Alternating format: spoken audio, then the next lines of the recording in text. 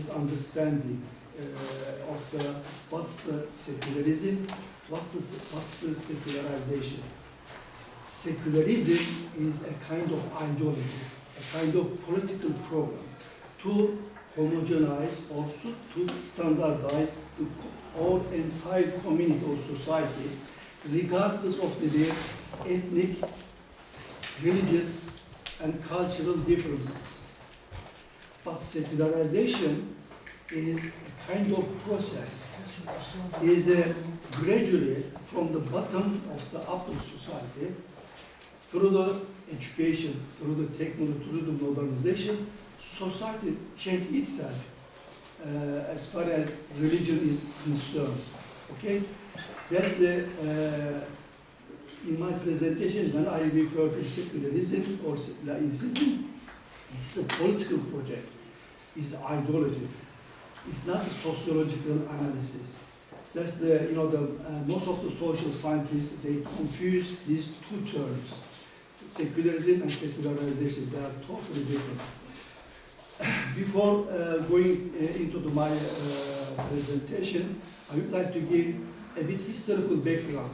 The late Ottoman period is when the Ottomans felt that they are behind the Western, the technology and the modernity. They introduced a new changes and implemented new educational policy. And they formed educational institutions like a medical school, Tıbbiye, Military Academy, Mülkiye, and School of the Administration, and during the Selim III and the Mahmud II and Transylvania. But what happened?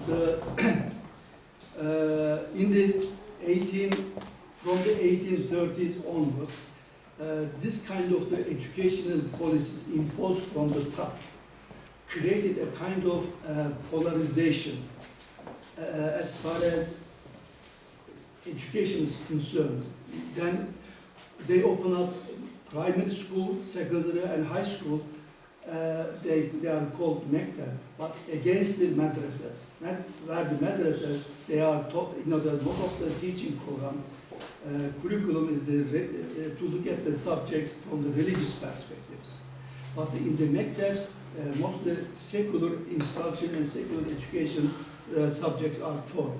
And this dichotomy is created in the 1870s and 1880s until the beginning of the Republic, until the decline of the Ottomans.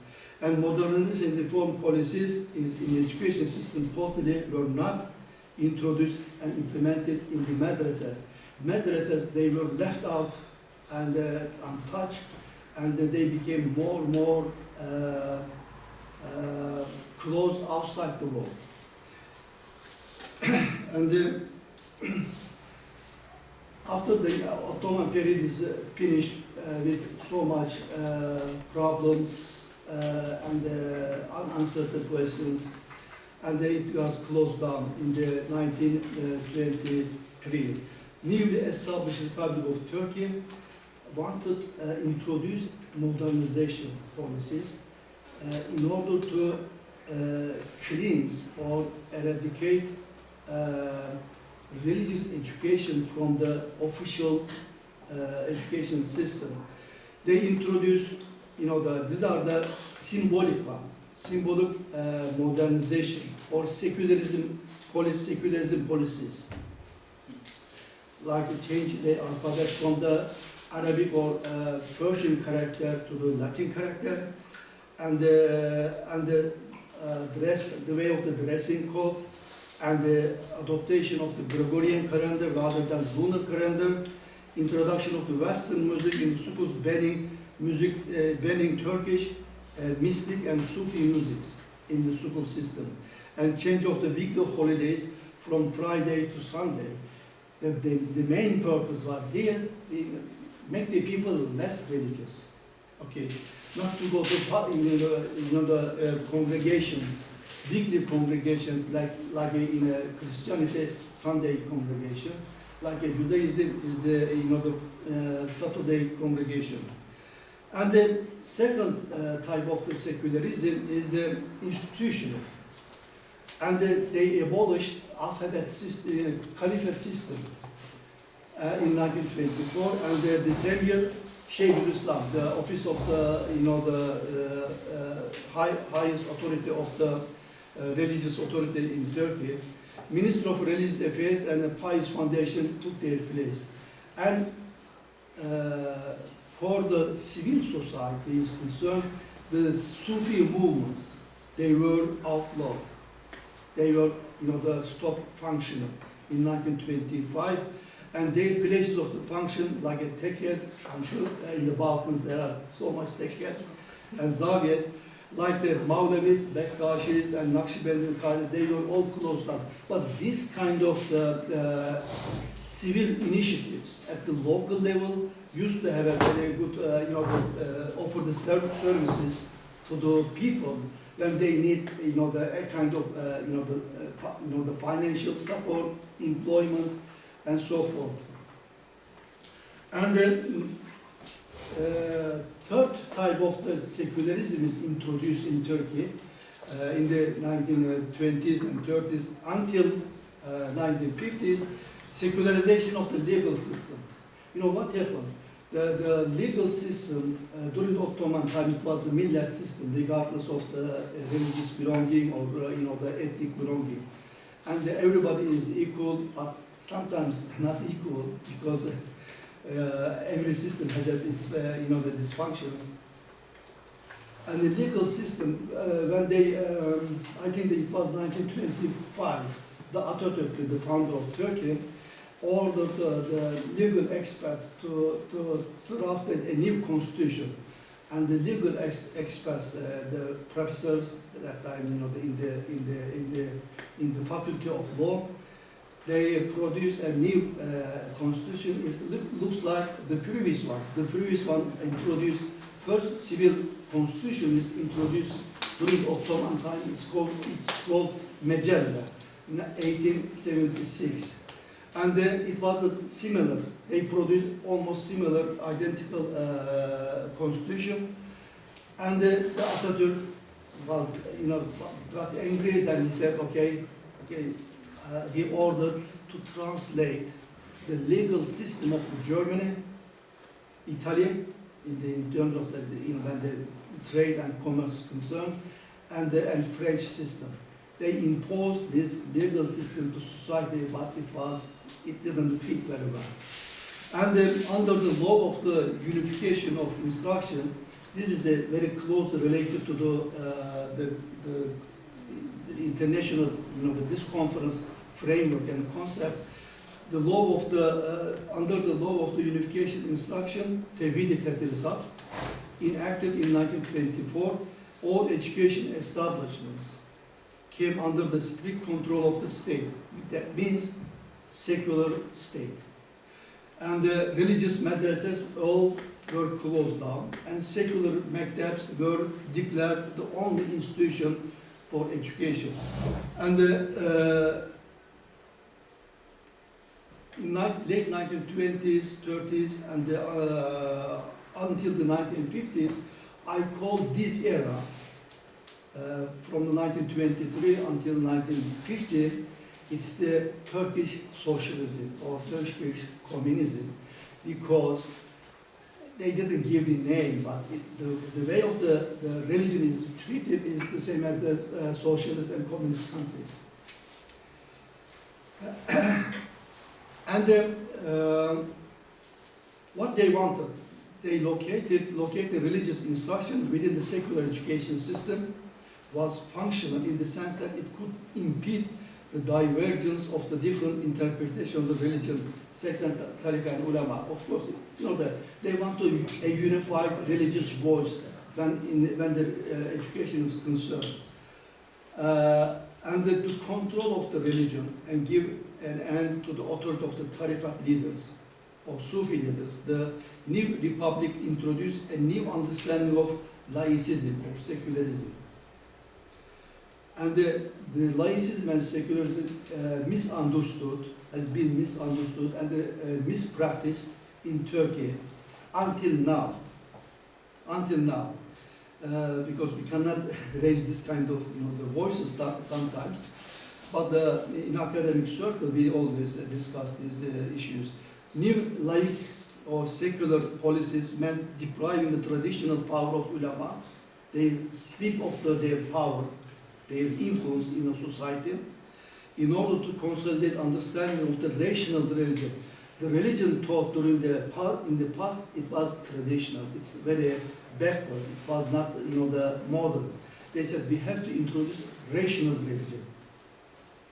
It was their main excuse. By the rational religion, it meant to reduce the social significance and function of the religious beliefs and values in the public square, and eventually de-establish and cleansed cultural, political institution stemmed, shaped by the Islam.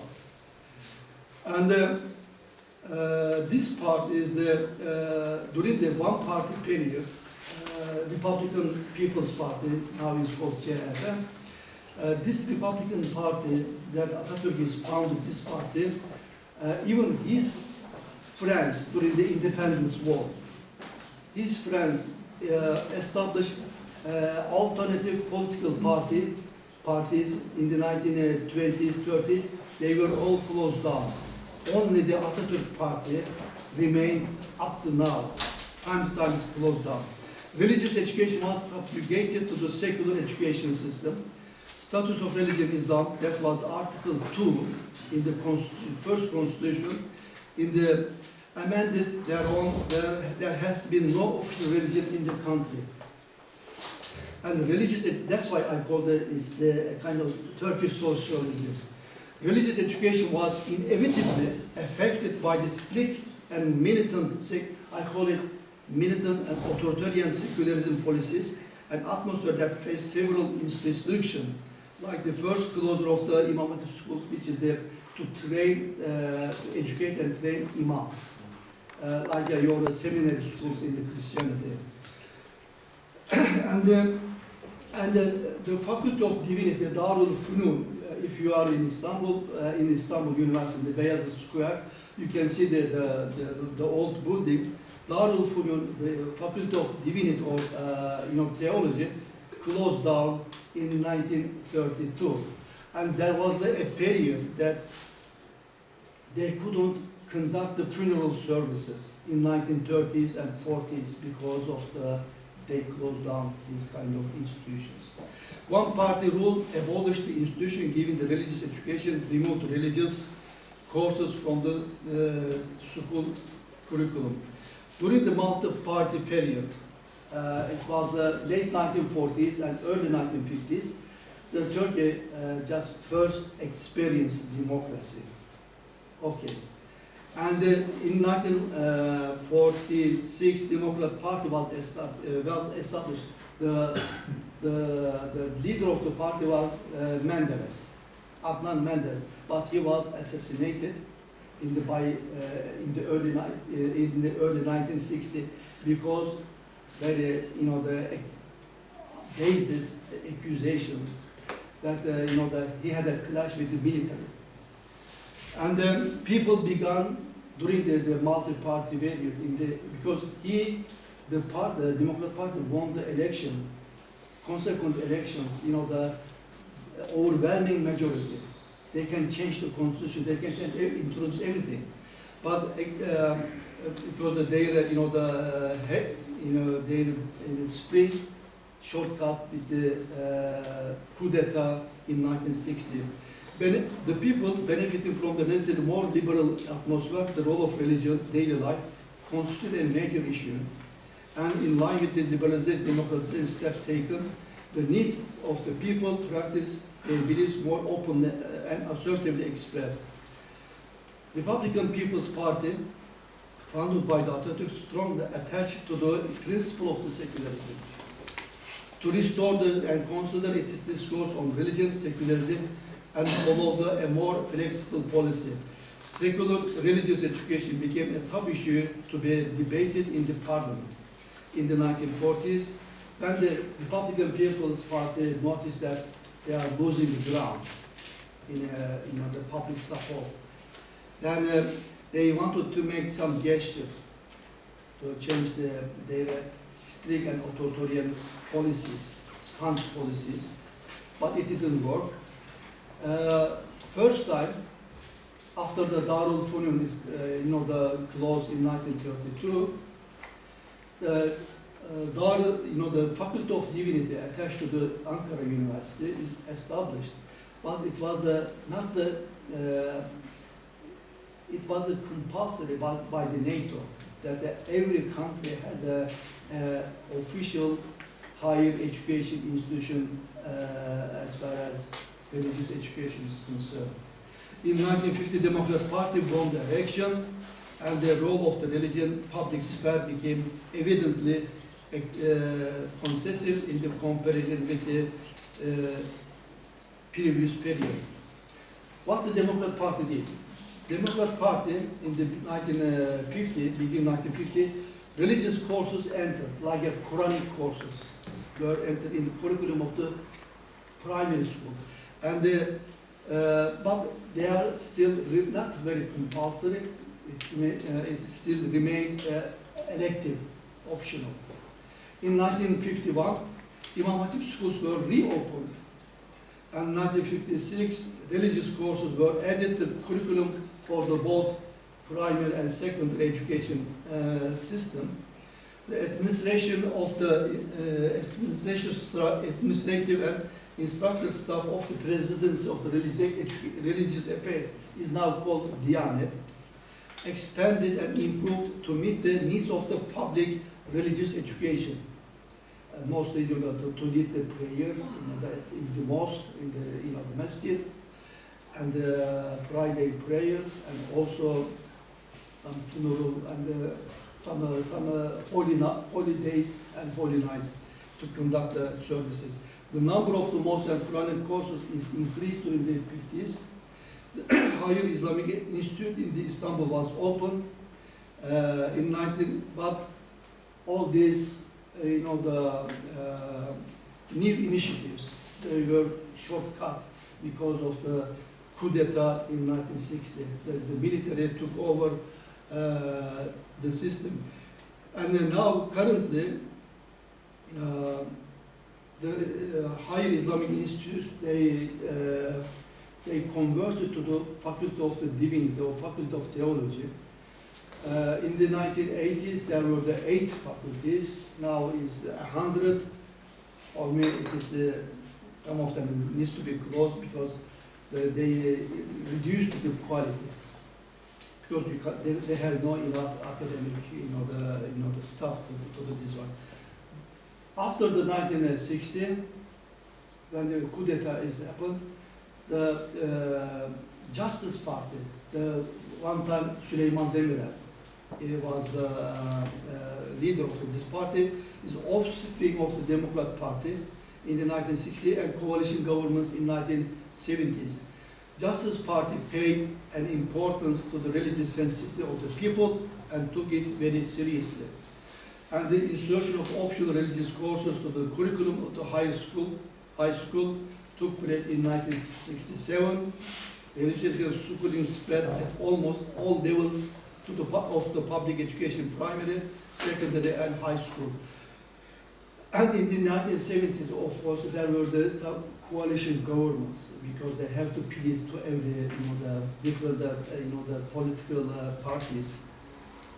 Also, the Imam Hatip schools, the graduation of the Imam Hatip schools, they were not allowed to go to the university. They were excluded to enter to the examination. What they did, they had to, the graduate of the Imam Hatip schools or Imam Hatip high school, they have to take extra courses in the area of the pure applied science, like maths, biology, chemistry, and so forth.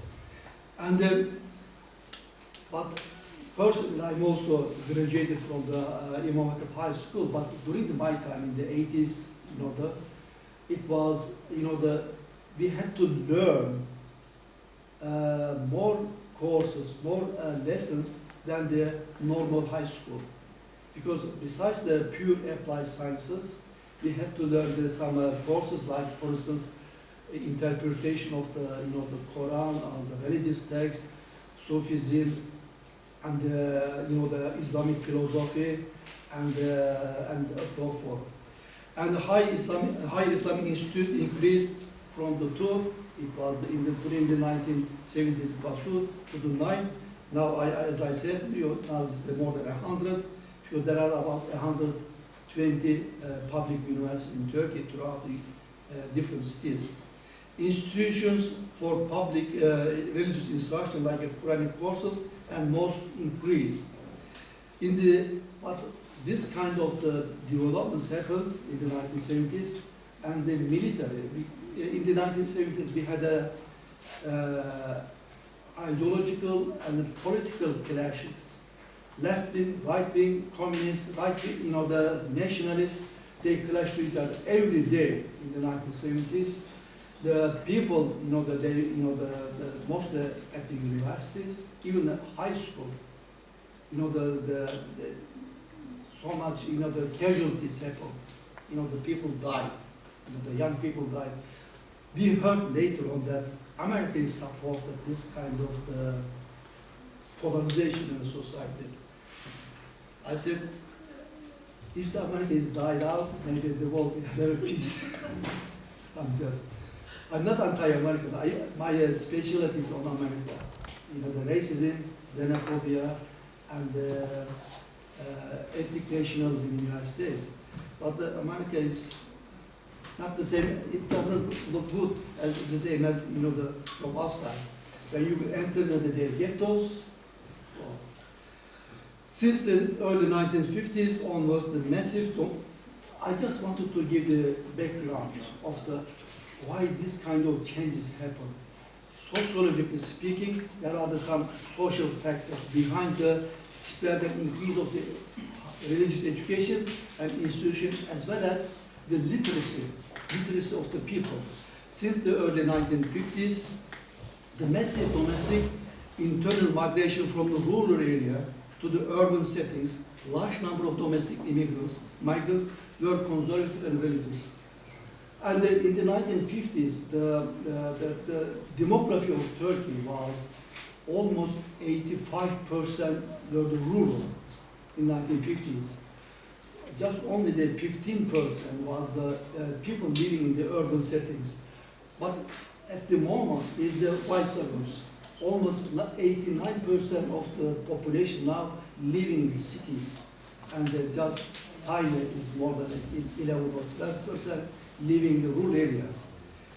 That's why we cannot find a shepherd man to look after the animals and to cultivate the lands and to produce the vegetables and fruits. Another factor is the rapid and unplanned urbanization, domestic migrant settlement in the outskirts of the big cities. Like we call it shanty town or gecekondu, or in Brazilian they call it the term, but it didn't just slip in my mind. The third factors was increase of the literacy among the second and third generation of the domestic immigrants, and they gave more importance to their children's education. The domestic immigrants, those people migrated from the 1950s until the 80s, they worked mostly in service industry. But these domestic immigrants, they pay too much. That they want to their children. They don't want to see their children to follow the same destiny. They invested too much to their children's education, and that's even after 1980s. We noticed these the changes, because the children of the domestic immigrants, they had a very good education, and they occupy now the different positions in the governments, in the institutions, and the religious maybe you may know there is the Religija from French sociologist. I refer this one to her theory. Despite the staunch authoritarian secularism, religion didn't die out. didn't, the deceased religion as a memory remain and revive and revitalize despite authoritarian secularism policies towards the religion. Another sociologist and political scientist, Daniel Bell, from the United States, religion returned to the public sphere in all areas of the social life. And my advisor and supervisor for my doctorate degree, doctorate dissertation, he said relocation of religion to social life and public life, and centrality of the religion in social life remain despite all changes. Then after the 1980s, what happened? After 1980s, the motherland party, the Turgut Özal, who was the liberal, he introduced the liberal economic policies and privatization and the free market economy to the Turkish economy. And he established motherland party despite all the opposition from the military in the 1980s. And the military coup d'etat had a great impact on the implementation of the religious education. What they did, despite their opposition, Article 24, new constitution is drafted, introduced in 1982, and the constitution, Article 24, they introduced religious education. It's called, it is the religious knowledge and the ethic course. The main reason to introduce the mandatory compulsory religious education was the polarization of the youth in the 60s, 70s, on the base of the ideological and political, fragmentation, assumed derived from the lack of the knowledge about the religion and morality. In 1980, military coup was pretty aware of the religion in both system of the beliefs and ethics and social group and cement, like a Emil Durkheimian term.